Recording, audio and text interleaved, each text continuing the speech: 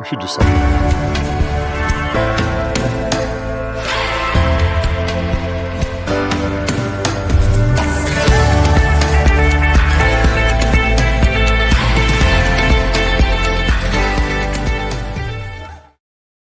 Hi, welcome. It's episode 44 of the 90-Day Website Mastery Podcast. We are live. We're live on Facebook. We're live on YouTube and, of course, LinkedIn. The perfect companion to our 90-Day Website Mastery Program and our recently published book, Web Proud. Perhaps you're even joining us on Instagram. We're live there right now. And, of course, the podcast where we've recorded this and you're perhaps listening it to us afterwards. Thanks for being here. Thanks for joining us. As I said, it's our 44th episode. We're excited to bring you even more valuable insights and practical advice to help you enhance your website's performance. Join us as we explore strategies to make your website work harder for you, reigniting your proud in your online presence. That's what it's all about, is it not, my perfect co-host, Pascal Fintoni? Thank you very much. Yes, episode 44, which is really quite exciting.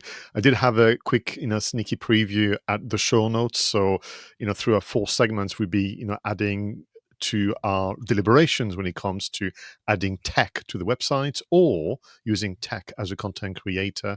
And of course, Jonny and I would give me some advice on what to do, those small adjustments that can make a big difference to your website experience, but also for you, as you heard a moment ago, to feel proud of your website again. We've got a jam-packed episode coming up. We've given it the title, Should You Add AI Chatbots to Your Website? And the Google I/O 2025 recap, and of course, much more. So should we dive in, Pascal? Let's do this. It's you ask, we answer.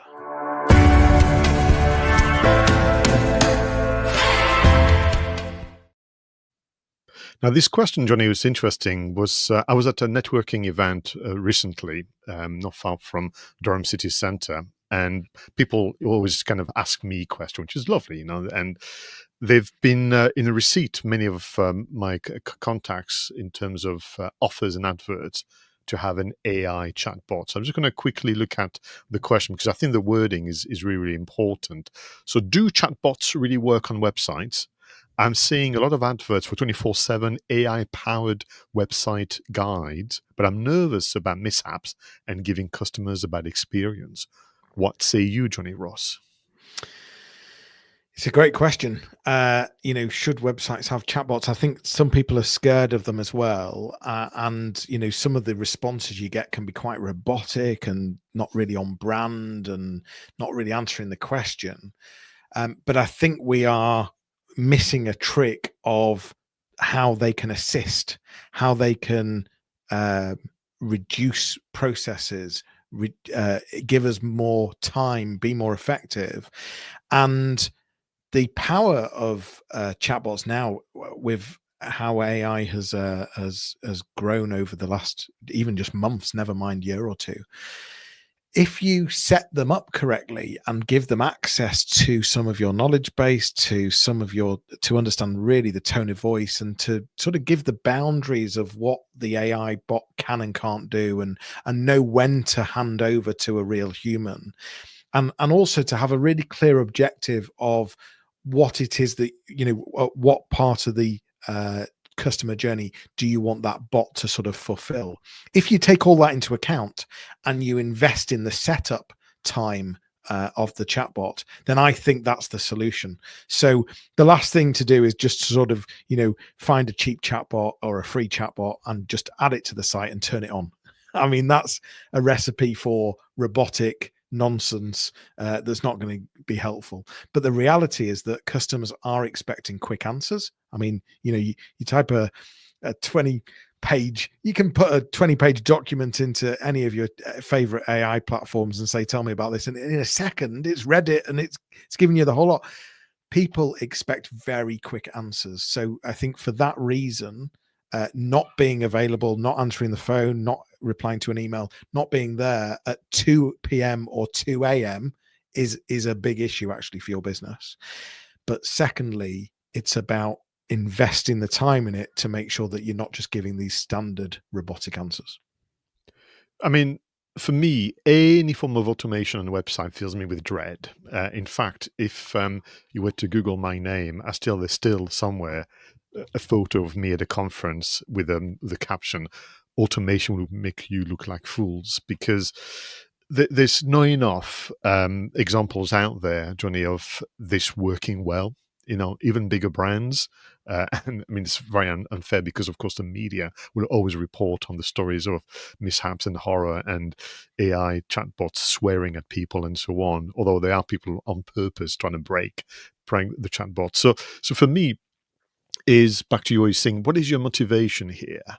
And if your motivation is to provide a better service, a better online experience, then it's a good starting point, as opposed to asking the chatbot to do something you don't like doing. And I think with regard to the sense of overwhelm, particularly on content-rich website, I can see actually a very kind of finite and very narrow scope of work for this AI chatbot. So what I don't think would work particularly well is for me to arrive on website homepage and within millisecond to have this weird pop-up with either the very kind of generic form of chatbot or a pretend human, that pretends to be. So I think for me, it's back to looking at the website and is there anywhere within the entire website where you could say that's complex, that's rich in content, and we think that this would add value, and actually this idea of to be seen and heard being helpful, but actually dedicating the AI chatbot for a specific part of your website as opposed to the entire website. And I think to your point, that would allow you to educate the AI assistant better, would allow you to monitor what's going on. And if we take the example of maybe a very rich blog or very rich case studies, I think also the website visitors will be a bit more forgiving if it's imperfect as an answer, as opposed to being right on the homepage where there's an expectation for the chatbot to have understood the entire business, if that makes any sense. And I think within that, that would work, particularly well. But my preference, to be honest with you, Johnny, I would say just don't do it because others are doing it your way. So I think the introduction of the AI chatbots is an extension of your business values and how you want to be different.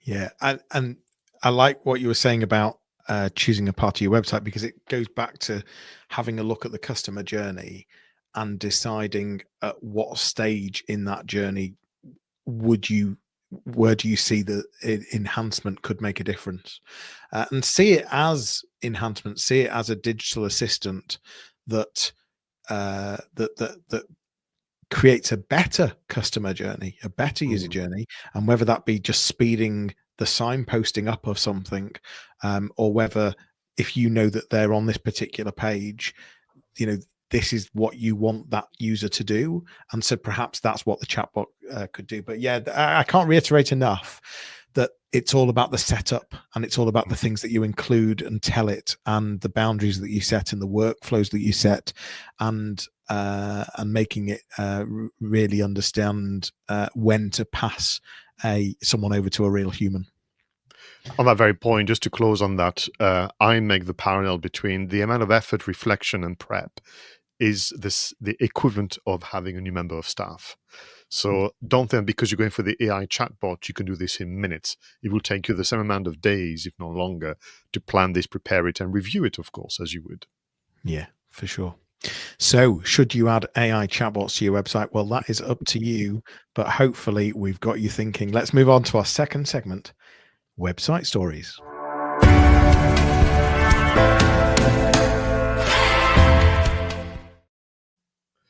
So this is a special one, actually, and people saw this from the title. I want to review with you some of the highlights from the Google I/O 2025 conference. So people perhaps are not aware, Google has an annual conference, about 3 days, primarily addressing the needs of developers who are creating Google-based products and services for their clients. But you can glean some information that we would need as website managers and people who enjoy doing the ethical side of SEO. So this conference actually was almost part two of last year's conference. And I will say that it was primarily about AI. It was primarily about the different operating systems called Gemini. And there was lots in there to almost be intrigued and enthused, but it liked, if I may be critical, it liked that real application for businesses. So one thing that you're not going to do, I think, over the course of a number of episodes is translate that thinking, okay, you can do all of this, but what are the practical application? So yeah, people can get excited by looking forward to Google Meet, where you can have live translation. So literally, if you was using Google Meet, I could speak to you in French, and you would hear me in English, and you could actually speak to me in English, and I could hear you in French. That could be quite fun. They introduced in Google Beam, where will be actually 3D within that kind of window of view, which I think is very interesting. Yes, looking at glasses. Yes, looking at all sort of agent that can do things for you. I think that's a bit of a play at this moment in time. Yes, the image creation is better. Yes, the video creation is better.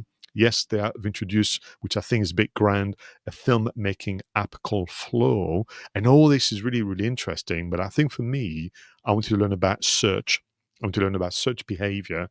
I wanted an indication of what we need to do to adapt, accordingly. So when it comes to searching, so on behalf of our future customers, as opposed to us, the business owners and website managers, searching is going to get pretty exciting because now it's what they call multimodal. Be able to speak your search, as you've done today. You'll be able to use your mobile phone camera. You'll be able to sketch what you're looking for, which is absolutely crazy. You'll be able to type it, and so on and so forth. And what they've introduced, what they call the AI mode. So we've had some inkling of what this will look like, Jonny, with the AI summaries appearing within the main search results page. But AI mode would be almost its own parallel way of searching. You could be able to do the kind of things we've done so far with all the other platforms. But where AI mode is very different to the AI summaries is that it will be very, very media rich. So to date, the AI summary on any searches, Jonny, are primarily text-based. So you get a bunch of results, really, with the hyperlinks. But AI mode will also translate that content into infographics. They will replicate videos if they have to. There'll be audio summaries. They borrow this from Notebook LM and so on.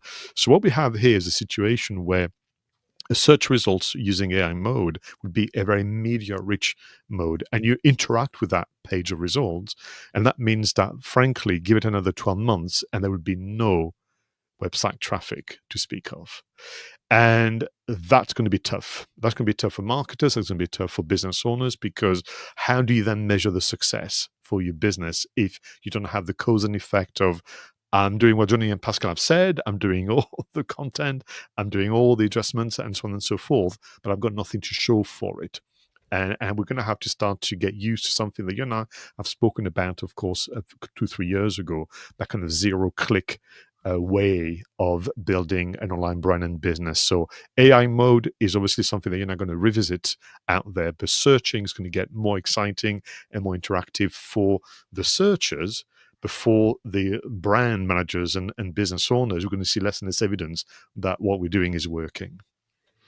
Yeah, I don't know if I was surprised or not, but what was big for me was that they had a 10-minute recap, which I think we're going to put in the show notes. We are, yeah. And I think Google search only got mentioned for maybe about 20 seconds because the moment they mentioned Google search, it moved straight onto AI mode, which was basically not Google search as you know it. And so I think this is a really valid point in terms of what is going to happen to website traffic. All of the optimizations that we tell you are absolutely going to help you climb the ladder in AI and be seen in AI. Where I think where I think you're going to win with AI is actually being niche. So because the query becomes longer, so we go onto AI and we ask, a couple of sentences. We say, we want real detail. I'm looking for this particular thing. These are the things I want it to achieve. This is a bit about me. There's lots of detail there. And so the AI is then powerful enough to then find something that's a really good match. So where you're going to win is by niching down and being very clear in your content, what niches you serve, what value you add, who you specifically typically work with, or who your particularly customers are. So I think those are the things. I've sort of jumped ahead in terms of, okay, well, what's the so what, and what do we need to do here? And I Mhm. think that's a really important part to start thinking about. How can I help the machines really understand who our perfect customers are, who our ideal ones are, and really what we're brilliant at. And I think that's, you've got to move away from we can sell anything to anyone, anyone needs our services. I mean, that's, so old, and with AI, it's not going to work in the slightest. But then the exciting part of me is some of what it can do is just fascinating. We were talking in the green room earlier just then around this idea that Google will, with your permission, be able to literally look at all of your data in terms of all interactions that you have, whether that be in notes, whether it be emails, whether it be how you use the maps, the locations you go to, and take all of that learning, that sort of knowledge base, and be able to turn it into giving you very quick and easy replies to emails, giving you all sorts of stuff. It's slightly disconcerting, and it sort of starts thinking, is this going to take my brain away? But then at the same time, it's fascinating where they see this going, and the automation and the productivity and the efficiency that it can achieve. For me, what would be interesting is, so to your point, this is about the art of being explicit. And that's been the case for quite some time, but this is it, and I very kind of, rashly wrote an article last week saying, is 2025 the make or break year for content marketing? What I meant by that is, if you've been hesitant, I think it's time to really go for it, because those AI summaries, or the AI mode with all the text and the images and the graphics. And by the way, what the AI mode will do is translate your website content graphically without your own graphics. So AI, Google will produce graphics that will summarize your business. It will create bar charts with your kind of revenue, if it's been publicly available and that kind of thing. So all that media content will be created by the platform itself, but it can only be inspired by the information you've chosen to share. So if you've been a bit, timid with your case studies, if you've been a bit too generic with, who is it for, what is it for, and that kind of things, then your AI summaries will be the poorer for it, or you'll be simply invisible as part of the top level research. But for me, this idea of, for example, Jonny, you had an exchange via email with either a prospect or a customer, and they ask you a couple of questions. You've shared your expert knowledge. That's, this moment in time, remains an email exchange. You could ask Google Gemini to say, well, can you extrapolate this email exchange and convert this into an article for my website? So there's going to be some very, very interesting, things you can do down to your imagination. And I think, for all of us, we can look forward to some additional way of working. But I think you're absolutely right when you say the search engine experience of the 90s, 2000, 2010s is going to be well and truly gone within the next 12 months. Yeah, it really is. And I know myself how little I use Google, the standard Google search now. It's it really has changed the landscape. You mentioned something there which I think is really important to highlight, about data points in terms of reviews and case studies, because part of you going to AI to ask for something is that you want a company that's that's good, that's going to be able to deliver what I want them to deliver. And so Google, more than anything, is going to be, or sorry, all of the AI bots are going to be using more than anything those additional data points. And like Pascal says, if you don't have many case studies, or if they're quite generic, then not only will you not rank very high, but you will be invisible. So this is nothing new. We've always said case studies, we've always said reviews, but if you imagine that AI is now only going to deliver 2 or 3 results, perhaps, well, I mean, now's the time you've really got to have them and be explicit about your niches. So yes, an interesting conference, and exciting times, especially if you want some new glasses. um, but yeah, we'll unpack over the next few weeks in terms of what how you can play the system and make sure that you are being considered, your business is being considered. So yeah, thanks for bringing that up, Pascal. Not at all, pleasure. And if I may, with regard to your comment on content case studies and so on, if I may, we have an entire chapter in the book dedicated to that. We do. Web Proud at your favorite bookshops, especially Amazon. Do Google it or Amazon it, and you'll find, yeah, we do have something all about case studies. Let's move to the website engine room.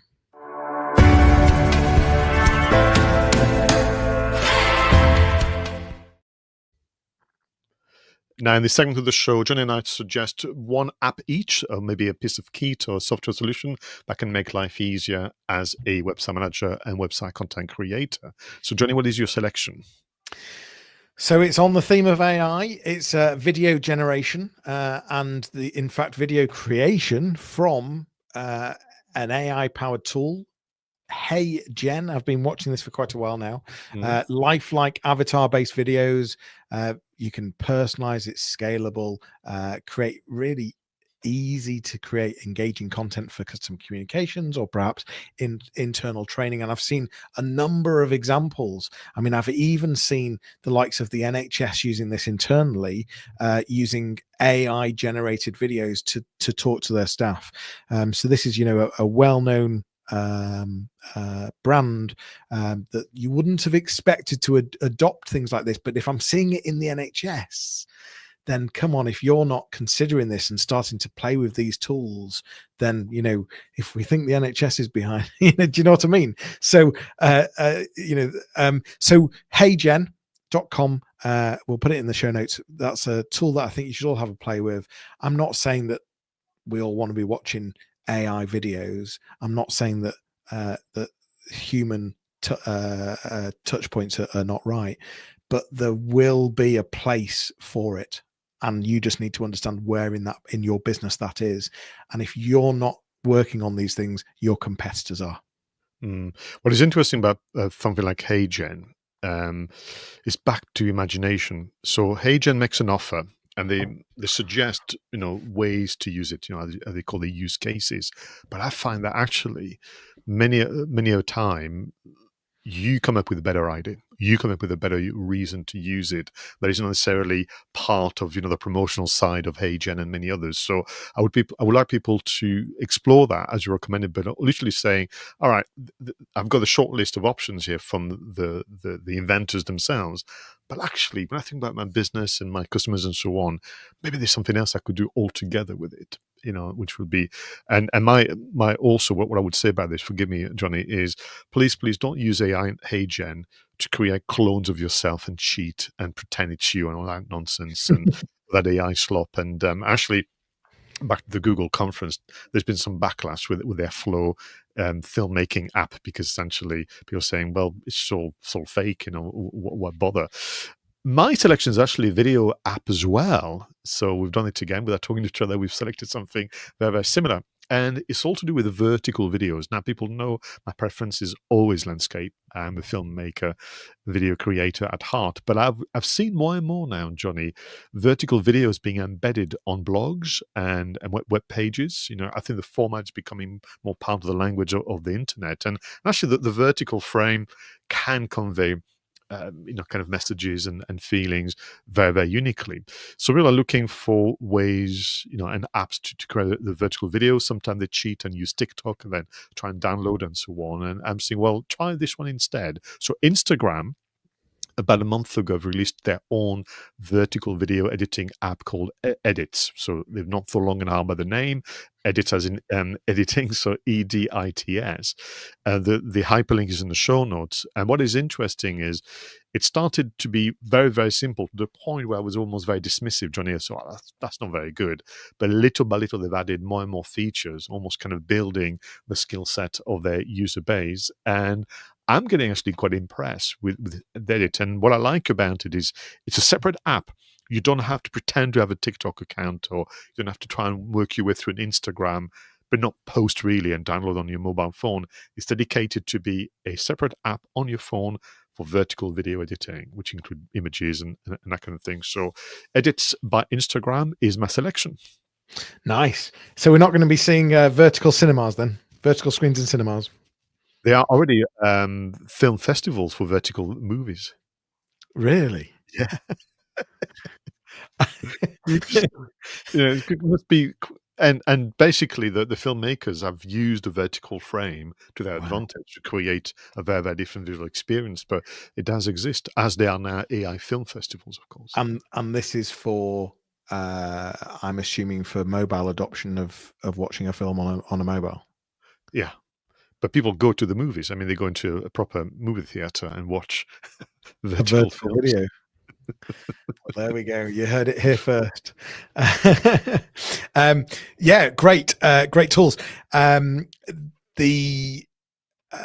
was going to say this. So these are all sort of the apps or pieces of kit that can help you as a website content creator start being web proud of your website. So we're talking about video generation and how you can edit in tools like Instagram edits. Let's move on to our next section, which is the website call to action.